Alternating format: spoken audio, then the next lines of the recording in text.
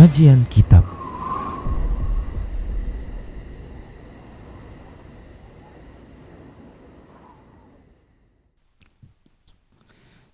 Assalamualaikum warahmatullahi wabarakatuh. Innal hamdalillah nahmaduhu wa nasta'inuhu wa nastaghfiruh wa na'udzu billahi min shururi anfusina wa sayyiati a'malina. May yahdihillahu fala mudilla lahu wa may yudlilhu falan tajida lahu waliyyan mursyida. Asyhadu an la ilaha illallah wahdahu la syarika lah wa asyhadu anna Muhammadan abduhu wa rasuluhu alladzi la nabiyya ba'd. Ya ayyuhalladzina amanu taqullaha haqqa tuqatih wa la tamutunna illa wa antum muslimun. Ya ayyuhan nasu taqu rabbakumul ladzi khalaqakum min nafsin wahidah wa khalaqa minha zawjaha وبث منهما رجالا كثيرا ونساء واتقوا الله الذي تساءلون به والأرحام إن الله كان عليكم رقيبا.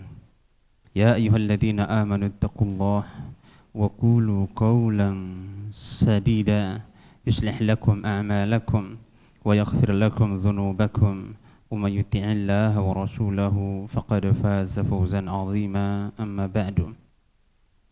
Para ikhwah dan akhwat, kita bersyukur kepada Allah Subhanahu wa taala atas nikmat yang Allah Subhanahu wa taala anugerahkan kepada kita semua, sehingga pada malam hari ini kita dapat berjumpa kembali pada majelis khulasatu ta'zimil ilmi atau ringkasan memuliakan ilmu, yang mana alhamdulillah pada malam ini kita akan menyambung pokok yang ketiga yang terputus pada pekan yang lalu. Salawat serta salam semoga tercurahkan kepada Nabi kita Muhammad sallallahu alaihi wasallam, kepada keluarganya, para sahabatnya, dan kepada orang-orang yang senantiasa mengikuti mereka hingga hari kiamat nanti. Rabbi shrah li sadri wa yassir li amri wahlul 'uqdatam min lisani yafqahu qawli. Kita lanjutkan untuk membaca buku yang dikarang oleh Syekh Shalih Al-Utsaimin rahimahullahu taala.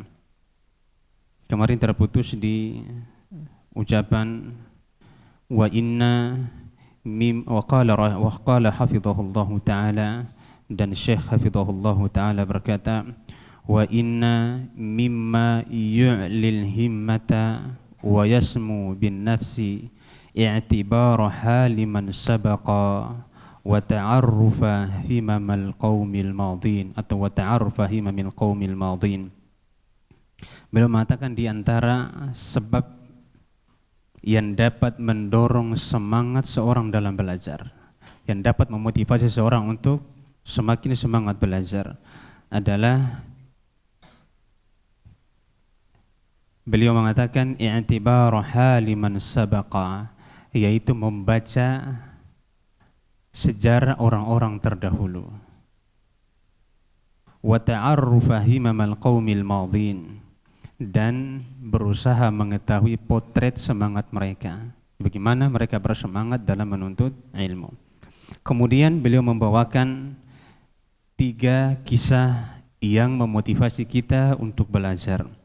Kisah yang pertama yang beliau sampaikan adalah kisah yang berkaitan dengan Imam Ahmad bin Hanbal rahimahullahu ta'ala. Beliau mengatakan, fa Abu Abdillah Ahmad bin Hanbali kana wa huwa fi sibai rubbama arada al-khuruj qabla al-fajr ila khilaqis suyukhi fata'khudhu ummuhu bi thiyabihi wa taqulu rahmatan bihi hatta yu'adzina an-nasu aw yusbihu. Beliau mengatakan salah satu potret semangat orang-orang salaf terdahulu, dan ini merupakan salah satu sebab terbesar agar orang semangat belajar atau seorang penuntut ilmu semangat belajar, dia membaca sejarah ulama-ulama terdahulu. Di buku ini beliau hanya menyebutkan 3, karena kalau disebutkan semua sangat banyak. Bagaimana semangatnya Imam Bukhari rahimahullahu ta'ala dalam belajar, sampai biaya beliau habis untuk belajar. Beliau meminta izin kepada ibunya untuk menjual alat-alat yang ada di dalam rumahnya, maka dijual oleh ibunya. Tidak cukup juga untuk membiayai dia belajar. Akhirnya dia menjual atap rumah beliau, jadi rumah tanpa atap. Sebegitu mereka semangat belajar sampai beliau menjadi seorang ahli hadis. Bahkan para ulama kita mengomentari tentang Imam Bukhari rahimahullahu taala, tatkala dia menulis Sahih Bukhari, mereka mengatakan as-sahhul kutub tahta adimis sama' ba'dal Quran Sahihul Bukhari. Kitab yang paling sahih, yang paling benar di bawah kolong langit setelah Al-Quran adalah Sahih Bukhari. Bagaimana keseriusan beliau dalam belajar? Bagaimana keseriusan beliau dalam belajar? Kita akan baca bagaimana para santri agar mengetahui bagaimana Imam Ahmad memulai belajar. Ternyata sejak kecil beliau berusaha untuk belajar. Bukan ketika beliau sudah besar, beliau baru belajar. Ternyata beliau menjadi Imam Ahmad yang sebenarnya. Allah angkat derajat beliau karena keseriusan beliau belajar ketika masih kecil. Maka orang tua yang punya anak-anak, ingat anak-anak kita harus dimotivasi. Kegagalan kita dalam mendidik anak kita, salah satu metode yang kita terapkan adalah metode manja kepada mereka. Akhirnya anak itu tidak jadi. Ulama kita terdahulu, mereka terus memotivasi anak-anak mereka untuk belajar. Bagaimana semangat Imam Ahmad bin Hanbal belajar? Beliau mengatakan, fa Abu Abdillah Ahmad bin Hanbal. Salah satu potret yang harus kita pelajari bagaimana semangat beliau belajar adalah Imam Ahmad bin Hanbal rahimahullahu ta'ala. Yang mana beliau dijuluki dengan Imam Ahlus Sunnah wal Jamaah. Ana mau nanya, ada hadiah enggak tadi? Mana hadiahnya? Ya, Masya Allah, barakallahu fiik. Ada hadiah. Apa sebabnya Imam Ahmad bin Hanbal dijuluki Imam Ahlus Sunnah wal Jamaah? Man yujib? Atullah. Apa sebabnya Imam Ahmad bin Hanbal disebut dengan Imam Ahlus Sunnah wal Jamaah? Ya. Masya Allah, barakallahu fiik. Ya. Ya. Salah satu sebab utamanya bagaimana kuat dan sabarnya Imam Ahmad bin Hanbal. Tatkala Al-Ma'mun menjadi khalifah pada saat itu, dan dia terpengaruh dengan pemikiran orang-orang Mu'tazilah yang mengatakan bahwa Al-Quran adalah makhluk, maka mereka memaksa seluruh kaum muslimin untuk mengatakan Al-Quran adalah makhluk. Tujuannya apa? Tujuannya untuk merusak agama. Karena kalau seandainya mereka mengatakan Al-Quran adalah makhluk, otak manusia pun makhluk. Maka tatkala Al-Quran adalah makhluk, otak kita makhluk. Bagaimana cara membenturkannya? Berarti tatkala Al-Quran tidak sesuai dengan perasaan manusia, bisa kita tafsirkan sesuai dengan akal kita. Karena dia makhluk. Maka dipaksa kaum muslimin untuk mengatakannya. Sampai semua ulama dipaksa untuk mengatakannya. Ada yang enggak tahan, akhirnya mengatakan Al-Quran adalah makhluk. Tersisalah Imam Ahmad bin Hanbal rahimahullahu ta'ala. Apa kata Muhammad bin Nuh? Ya Ahmad, wahai Ahmad, anta laisa mithli. Engkau tidak seperti aku. Anta rajulun yuqtada bihi. Sesungguhnya engkau adalah seorang laki-laki yang dijadikan panutan oleh semua manusia. Kalau hari ini engkau mengatakan Al-Quran adalah makhluk, maka sampai hari kiamat nanti orang akan mengatakan Al-Quran adalah makhluk. Apa kata Imam Ahmad? Beliau menceritakan bagaimana kisah beliau tatkala beliau diuji oleh Al-Ma'mun. Tatkala dalam perjalanan menuju Baghdad, dari beliau dibawa ke Baghdad untuk dibunuh oleh Al-Ma'mun. Al-Ma'mun mengatakan bahwa dia ke hadapanku dan aku akan membunuh dia dengan tanganku sendiri. Dalam perjalanan beliau menerima nasihat dari seorang Arab Badui. Ini menunjukkan bahwa nasihat itu kalau baik kita mendapatkan dari teman kita, misalnya kita terima, walaupun dia adalah orang yang lebih rendah dari kita. Imam Ahmad bin Hanbal mengatakan, qala Ahmad bin Hanbal, Imam Ahmad berkata, ma sami'tu kalimatan mundu waqa'tu fi hadzal amri aqwa min kalimatin a'rabi kallamani biha fi rahbati tuqin. Tidak ada satupun nasihat yang aku dengar yang membuat aku semakin kuat ketika aku diuji dengan ujian ini. Ujian apa? Al-Quran adalah makhluk. Karena tidak hanya dipaksa untuk dikatakan, tapi lo dicambuk layaknya mencambuk binatang. Dicambuk habis-habisan. Dicambuk seperti layaknya mencambuk Binatang. Yang mana kalau seandainya dicambuk kepada kita, mungkin kita sudah meninggal dunia, babak belur semuanya. Agar beliau mengatakan Al-Quran adalah makhluk. Dalam perjalanan beliau mendapati nasihat dari seorang Arab Badui. Tatkala Arab Badui ini mengajak beliau untuk berbicara di satu tanah lapang daerah Tuk. Qala, dia berkata kepada Ahmad, ya Ahmad, wahai Ahmad, iya ketulukal haqqu mutta syahidan. Wahai Ahmad, kalau seandainya engkau mati karena sebab membela kebenaran, engkau mati syahid. Wa in aista istahamida. Namun jika engkau hidup, maka engkau hidup dalam keadaan mulia. Insyaallah. Maka beliau tetap kokoh. Apa kata Imam Ahmad? Faqawwa qalbi. Maka ketika mendengar nasihat itu, hatiku semakin kuat. Maka beliau tetap mempertahankan apa? Al-Quran adalah kalamullah dan bukan makhluk. Dan beliau sudah berazam, kalau aku dibunuh Al-Ma'mun, kematianku sebagai syahid. Karena Al-Ma'mun ingin bertekad akan membunuh Imam Ahmad dengan tangan kanannya. Maka Imam Ahmad berdoa kepada Allah dalam perjalanan menuju Baghdad atau Irak. Beliau berdoa, ya Allah, jangan pernah engkau pertemukan aku dengan laki-laki ini. Sebelum sampai Al-Ma'mun meninggal dunia. Imam Ahmad tidak berdoa, ya Allah, matikanlah Al-Ma'mun. Imam Ahmad berdoa apa? Ya Allah, jangan pernah engkau pertemukan dengan aku dengan laki-laki ini. Sebelum Imam Ahmad sampai ke Baghdad, Al-Ma'mun meninggal dunia. Al-Ma'mun meninggal dunia. Dan ini dicari Imam Ahmad. Apa kata Syekh dalam bukunya Khulasat Ta'zimil Ilmi? Fa Abu Abdillah Ahmad ibn Hanbal. Salah satu contoh potret yang semangat dalam belajar adalah Imam Ahmad bin Hanbal. Kana wa huwa fi sibah. Dahulu beliau masih kecil. Rubbama arada al-khuruja qabla al-fajr ila khilaq syuyukh. Dia ingin keluar dari rumahnya menuju halaqah-halaqah para masyayikh itu sebelum waktu fajar tiba. Anak kecil dengan semangatnya mau belajar keluar dari rumahnya sebelum waktu fajar tiba. Waktu subuh sebelum muncul beliau ingin keluar dari rumahnya. Fata'khudhu ummuhu bithiyai, maka mamanya megang bajunya.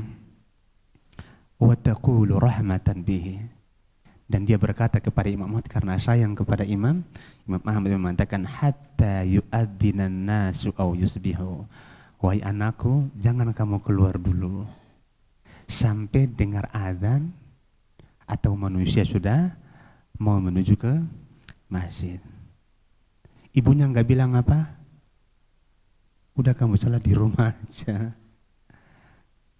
Apalagi dimanjain.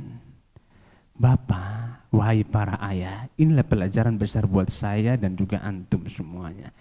Mungkin ada yang mengatakan kita sudah terlambat belajar. Yang jelas kita akan bahas tidak ada kata terlambat dalam belajar. Kita punya cita-cita agar anak kita hafidz Quran. Anak kita bisa sampai kepada derajat hafidz Quran yang sebenarnya kalau kita enggak manja dia.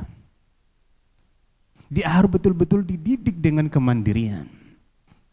Karena kalau kita meninggal dunia nanti siapa yang doakan kita kalau bukan anak yang hafidz Quran? Anak yang kaya raya yang hidup dengan hartanya akan lupa orang tuanya ketika orang tuanya 1 hari, 2 hari, 3 hari, 1 bulan, 2 bulan masuk ke dalam kubur, dia akan ingat. Dia tidak ingat lagi dengan orang tuanya. Dia akan lupakan orang tuanya. Anak-anak yang menghafal Al-Quran, setiap saat dia berdoa, dia akan selalu mengadakan tangannya ke langit, dia doakan orang tuanya. Rabbighfirli wali walidayya warhamhuma kama rabbayani shaghira. Sampai-sampai Rasulullah mengatakan wa innal 'abda la turfa'u lahu darajatun yaumal qiyamah fataqulu ayyu hadza ya Rabb. Seorang hamba akan diangkat derajatnya oleh Allah Subhanahu wa taala pada hari kiamat nanti, maka dia berkata, ya Allah, bagaimana aku bisa mendapatkan derajat yang tinggi ini? Maka Allah mengatakan bistighfari waladika min ba'dika. Aku angkat derajatmu wahai hambaku karena permohonan ampun anakmu sepeninggalmu. Orang tua sudah meninggal dunia, apa yang diharapkan orang tua? Transfer pahala dari anak-anaknya. Maka jangan pernah manja anak kita. Bukan berarti kita tidak sayang, karena kita ingin mendidik dia agar menjadi anak-anak yang tangguh sepeninggal orang tuanya. Ditambah lagi Rasulullah mengatakan, man qara'al Qur'ana wa amila bih, barang siapa membaca Al-Qur'an kemudian mengamalkannya, albasallahu walidayhi tajan min nur, Allah akan pakaikan kedua orang tuanya mahkota dari cahaya. Sebagai bentuk apa? Sebagai bentuk penghargaan kepada orang tua karena telah memotivasi anak-anak mereka baca Al-Qur'an. Ini baru baca, belum hafal. Lalu bagaimana kalau dia menjadi hafizul Quran yang dadanya terisi dengan Al-Quran, maka lebih lagi Allah akan memberikan penghormatan kepada kedua orang tuanya. Maka mamanya menahan, dia mengatakan hatta yu'adziran nasu aw yusbihu, sampai adzan atau manusia berangkat ke masjid baru kamu keluar. Rahmatanlah. Yang kita ambil pelajaran adalah apa? Semangatnya Imam Ahmad dalam belajar. Betullah kata para ulama, la yunalul ilmu birahatil jismi. Ilmu tidak akan pernah didapatkan dengan jasad, dengan badan yang bersantai-santai. Dengan jasad yang bersantai-santai. Ini kisah yang pertama. Kisah yang kedua, beliau menceritakan bagaimana semangatnya Al-Imam Al-Khatib Al-Baghdadi rahimahullahu ta'ala dalam belajar. Beliau mengatakan, wa qara'al khatibu sahih al-Bukhari kullahu ala Ismail al-Hirri fi thalathati majalisi. Ithnani minha fi lailatan min waqti salatil maghrib ila salatil fajri wal yawma thalitha min dahwatin nahari ila salatil maghribi wa minal maghribi ila tulu'il fajri. Allahu akbar. Apa kata beliau? Al-Khatib Al-Baghdadi rahimahullahu ta'ala menyetorkan, membacakan Sahih Bukhari kepada gurunya Ismail Al-Hirri fi thalathati majalisi, pada 3 majelis. Setoran bukan membaca. Bukan membaca dari buku. Tapi dibaca dari mana? Dari hafalannya. Dari hafalan beliau setorkan kepada gurunya pada 3 kali pertemuan. Yang ajibnya 3 kali pertemuan ini, 2 pertemuan pertama dari selesai sholat maghrib sampai subuh.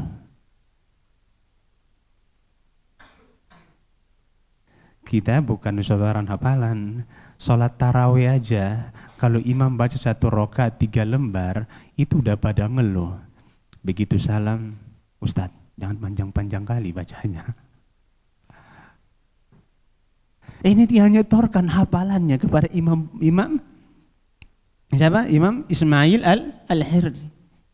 Di 2 malam pertama kapan? Di selesai sholat maghrib sampai menjelang fajar. Sudah 2 hari berturut, 2 majelis. Dan pada hari yang ketiga, pada majelis yang ketiga, wal yawma tsalis, pada hari yang ketiga, min dahwatin nahari ila salatil maghribi wa minal maghribi ila tulu'il fajri. Majelis yang ketiga dari waktu duha sampai waktu maghrib. Istirahat salat maghrib, kemudian dilanjutkan lagi dari habis maghrib sampai waktu fajar. Inilah semangat para ulama.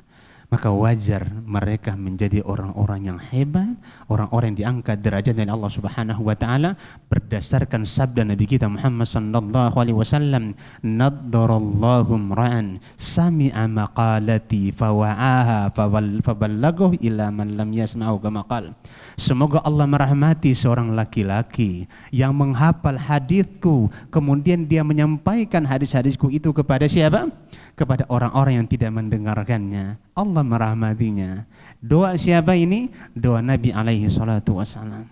Ditambah lagi Nabi kita Muhammad sallallahu alaihi wasallam bersabda, innallaha rafa'a bihadzal kitabi aqwaman wa yad'u bihi akharin. Sesungguhnya Allah akan mengangkat derajat sebagian kaum karena sebab Al-Qur'an ini, dan Allah akan menghinakan sebagian kaum karena sebab Al-Qur'an ini. Dan buktinya adalah kepada siapa? Pada ulama kita. Mereka orang-orang yang miskin. Banyak di antara mereka yang miskin, di antaranya Atha bin Abi Rabah radhiyallahu taala anhu yang pernah kita ceritakan, atau seorang laki-laki yang berfisik hitam karena bekas budak, berkulit hitam, rambut keriting, hidungnya disifati oleh para ulama kita seperti kacang bentuknya karena saking jeleknya Atha bin Abi Rabah. Tapi apa yang menjadi Atha itu mulia? Karena ilmu yang dia pelajari, karena kuatnya hafalan Atha, dan karena kejujuran dia terhadap dunia, maka khalifah-khalifah datang meminta fatwa kepada beliau. Para pemimpin-pemimpin saat datang untuk apa? Meminta fatwa. Bukan presiden. Kalau presiden itu apa? Pemimpin satu negara. Kalau khalifah, pemimpin berbagai macam negara. Itu datang kepada Atha meminta nasihat, meminta fatwa kepada beliau. Sampai-sampai khalifah pada saat itu berkata kepada anak-anaknya, wahai anak-anakku, dari ini kalian jangan pernah putus-putus untuk belajar, karena aku tidak mau hina yang kedua kalian seperti bagaimana hinanya kita di depan budak hitam ini. Ada kan jadi hina karena ilmu yang Allah Subhanahu wa taala berikan kepada Atha bin Abi Rabah rahimahullahu taala. Maka bagi orang yang ingin kemuliaan, apa kata Imam Syafi'i? Man arada, barang siapa yang ingin, man arada dunya fa'alaihi bil ilmi wa man arada al-akhirata fa'alaihi bil ilmi. Barang siapa menginginkan dunia, maka hendaklah dia harus menuntut ilmu. Barang siapa menginginkan akhirat, maka hendaklah dia menuntut ilmu. Wa man aradahuma fa'alaihi bil ilmi. Barang siapa yang ingin kedua-duanya, maka hendaklah dia menuntut ilmu. Dia belajar. Para ulama kita merupakan orang-orang yang mulia. Dari sini kita bisa mengambil kesimpulan satu, apa? Kemuliaan itu tidak dilihat dari gelar-gelar pendidikan. Tidak dilihat dari sarjana, tidak dilihat dari LC atau doktor, tapi kemuliaan itu dilihat dari seberapa serius seorang itu belajar. Salah satu contoh ulama kita yang tidak punya gelar, Syekh Utsaimin rahimahullahu taala. Enggak punya gelar. Tapi kenapa mereka menjadi ulama-ulama besar? Karena ilmu yang mereka dan keseriusan yang ada pada diri mereka dalam belajar, maka Allah angkat derajat mereka. Ulama yang ketiga yang diceritakan oleh Syekh dalam bukunya adalah Muhammad ibnu Tabban rahimahullahu ta'ala. Beliau mengatakan, wa kana Abu Muhammad ibnu Tabban awwala ibtidaihi yadrusul laila kullahu. Afan, ketika kita baca biografi mereka dan semangat mereka dalam belajar, kita merasa malu dengan keadaan kita saat ini yang semuanya serba ada. Kita mau baca buku tinggal apa? Download di mana? Di Maktabah Syamilah atau Maktabah Al-Waqfiyah, sudah ada semua. Para ulama kita, mereka mau mendapatkan satu hadis, mereka harus buka buku berkali-kali untuk menghafal. Dan Allah Muhammad, Abu Muhammad ibnu Tabban, di awal beliau belajar. Apa yang beliau lakukan? Yadrusul laila kullahu. Beliau belajar semalam suntuk dan gak tidur. Beliau belajar semalam suntuk dan tidak apa santri? Tidak tidur. Bukan di halaqah ngantuk, tapi ini satu malam suntuk enggak tidur. Maka kalian kalau mau menjadi ulama besar, jangan tidur malam. Apa kata Imam Asy-Syafi'i rahimahullahu taala? Man talabal ula sahiral layali. Barang siapa yang menginginkan kemuliaan untuk mendapatkan ilmu yang banyak, maka hendaklah dia begadang di waktu malam. Dia begadang di waktu malam. Dia begadang. Di antaranya Al-Imam Abu Muhammad ibnu Tabban, pertama kali beliau belajar semalam suntuk. Fakanat ummuhu tarhamuhu wa tanhahu anil qiraati bil lail. Bila tersebut ibunya kasihan kepada dia. Maka ibunya mengatakan, jangan kamu baca di waktu malam penuh, jangan. Tidur dulu baru nanti kamu bangun baca buku. Maka dia karena saking semangatnya, fakana ya'khudul misbah wa yaj'aluhu tahtal jafna sayyidun aniyat kadir, maka dia ngambil lampu bacanya dan dia masukkan ke lantong besar, disembunyikan lampu bacanya. Wa yatadhaharu bin naum, kemudian dia pura-pura tidur.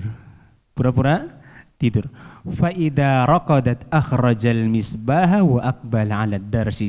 Apabila dia nengok mamanya udah tidur, dia mengeluarkan kembali lampu bacanya, kemudian nyalakan lampu bacanya, baru dia baca. Allah, inilah semangat. Bagaimana enggak jadi orang seperti ini kalau keseriusan? Allah katakan dalam Al-Quran apa? Alladzina jahadu fina lanahdiyannahum subulana. Orang yang bersungguh-sungguh menempuh jalan kami, maka akan kami mudahkan bagi mereka jalan-jalan. Di antara jalan yang Allah mudahkanlah jalan apa? Menuntut ilmu, menghafal di antara jalan Allah dan pertolongan Allah Subhanahu wa taala. Kuatnya hafalan setan di antara pertolongan Allah dan jalan Allah Subhanahu wa taala kepada seseorang. Maka orang bersungguh-sungguh menempuh jalan Allah Subhanahu wa taala, berijtihad dalam agama Allah, maka Allah akan mudahkan baginya jalan-jalan Allah Subhanahu wa taala. Seperti contoh, mau jadi pemain bola, itu harus serius main bolanya. Bukan main-main. Kalau main bola seminggu sekali, bercita-cita jadi pemain bola profesional, itu ilmu laduni yang bisa. Harus setiap hari dia olahraga, dia nge-gym, dia diet, nggak boleh makan, nggak boleh, dan dia harus betul-betul orang itu. Orang yang mengejar dunia saja, profesi dunia saja, dia harus serius belajar. Lalu bagaimana dengan akhirat? Kemudian berleha-leha dapat yang mulia, satu hal yang mustahil. Maka sebagaimana pada bait pertama, sebagaimana seorang semangat dalam menuntut ilmu, seperti itu pula ilmu itu akan apa? Ilmu itu akan apa? Ilmu akan menetap dalam hatinya. Maka tidak ada jalan kecuali kita semangat untuk belajar. Apa kata beliau? Masya Allah, kata-kata beliau. Fakun, nah ini para santri dengar baik-baik, dan juga bapak-bapak juga dengar, kita terutama anak sendiri. Fakun rajulan rizluhu ala thara thabita wa hammatu himmati faqad turiyati samiqah. Maka hendaklah engkau jadi seorang laki-laki yang kakinya menapak bumi, tapi keinginan dan cita-citanya bergantung ke langit. La takun syabal barni asyabul himmah. Allahu Akbar. Jangan kamu jadi anak muda yang hanya kuat fisiknya, namun keinginan dan cita-citanya lembek. Nah, jangan. Badannya kuat, ototnya Masya Allah. Kalau main bola cetak gol terus. Tapi giliran menuntut ilmu seperti kerupuk kena air panas. Jangan seperti itu. Jangan seperti itu. Wala takun syabal badani asyabal himmah. Jangan kau menjadi pemuda yang hanya kuat fisiknya, namun himmahnya lemah. Keinginan dan tekadnya sudah menua. Fa inna himmatas sadiqi la tashib. Karena sesungguhnya kesungguhan, keinginan, keteguhan orang yang jujur tidak akan pernah berubah, tidak akan pernah menua. Maka bila menasihati orang tua, kana Abul Wafa ibnu Uqail ahadu adkiya'il alamin fuqaha'il Hanabilah, dan adalah Abul Wafa ibnu Uqail merupakan salah satu orang yang sangat cerdas di permukaan bumi ini. Beliau dari kalangan Hanabilah. Yungshidu wa huwa fi thamanin. Beliau bersenandung dan pada saat itu umur beliau sudah mencapai 80 tahun. Apa kata beliau? Untuk bapak-bapak yang rambutnya sudah mulai putih, badannya sudah mulai melemah, duduknya pun sudah mulai bersandar. Karena kalau tidak bersandar kelelahan. Apa kata beliau? Umur beliau sudah 80 tahun ketika beliau mengucapkan ini. Dengar baik-baik. Apalagi kalau untuk anak muda, syabab. Ya, siapa yang umurnya sudah 80 tahun di sini angkat tangan?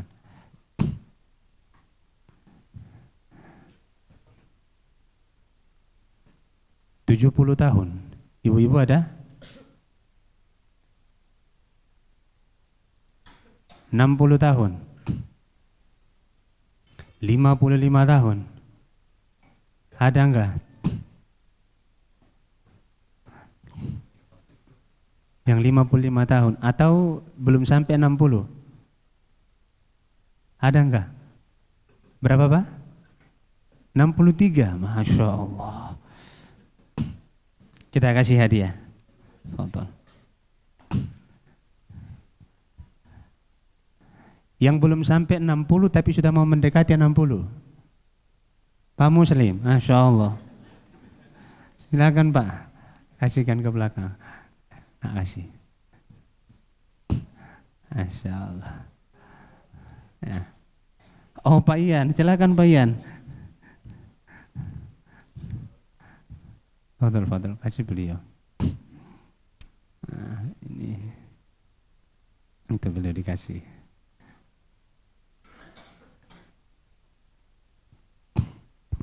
Beliau bersenandung ketika usia beliau sudah 80 tahun. Beliau mengatakan, "Ma syaba azmi wala hazmi wala khuluqi wala wala'i wala dini wala karami wa inna ma'tada sya'ri ghayra sibghatihi wa syaibu fi sya'ri ghayru syaibi fil himami." Allahu akbar. Ma syaba azmi, tekadku tidak pernah menua. Tidak pernah menua. Wala hazmi, keinginanku, keteguhanku. Wala khuluqi, dan juga akhlakku. Wala wala'i, dan loyalitasku pun tidak pernah menua. Wala dini, agamaku. Wala karomi, dan kedermawananku. Wa inna ma'tada sya'ri ghaira sibghatihi, akan tetapi yang berubah hanyalah rambutku, tidak lagi seperti semula. Tidak lagi seperti semula. Wa syaibu fi sya'ri ghairu syaibi fil himami, yang menua hanyalah rambutku, keinginan dan cita-citaku tidak pernah menua. Allahu akbar. Inilah ulama. Dan ini kita baca sejarah mereka agar kita semakin semangat. Maka jangan jadi anak muda yang hanya kuat fisiknya. Kalau angkat barbel 100 kilo pun mampu diangkat. Angkat selimut untuk sholat witir gak bisa. Ini anak muda yang lembek. Kalau main bola 2 jam kuat, tapi disuruh baca Al-Quran 5 menit sudah masuk angin. 5 menit sudah masuk angin. Ini yang beliau mengatakan apa? La takun syabal badani asyabal himmah. Jangan kamu jadi anak muda yang hanya kuat fisiknya saja, badannya kekar, ototnya tapi himmahnya ketuaan. Tua apanya? Keinginan dan cita-citanya. Maka diantara sebab terbesar untuk mendapatkan ilmu, memperoleh ilmu yang bermanfaat adalah jam'u himmatin nafsi alaihi. Harus serius belajar dan tidak main-main. Ilmu itu harus kita catat, ilmu itu harus kita hafal. Ada kadang-kadang halangan itu menjadi sebuah alasan. Seorang yang serius belajar, apa yang menjadi tujuan hidupnya itu yang akan dia kejar untuk yang diutamakan. Tapi orang yang tidak semangat belajar, sedikit ada kendala, dia akan meminta udzur yang sangat banyak. Maka semangat belajar merupakan salah satu pokok utama untuk mendapatkan ilmu yang bermanfaat. Insya Allah kita lanjutkan pertemuan akan datang pada pokok yang ke-4. Insya Allah ta'ala. Wallahu ta'ala alam bisawab. Sekian yang bisa Anda sampaikan, mudah-mudahan bermanfaat untuk kita semuanya, terutama diri Anda pribadi, kemudian antum dan antuna semuanya. Wallahu ta'ala alam bisawab. Subhanakallahumma wa bihamdika asyhadu an la ilaha illa anta astaghfiruka wa atubu ilaih. Wassalamu alaikum warahmatullahi wabarakatuh.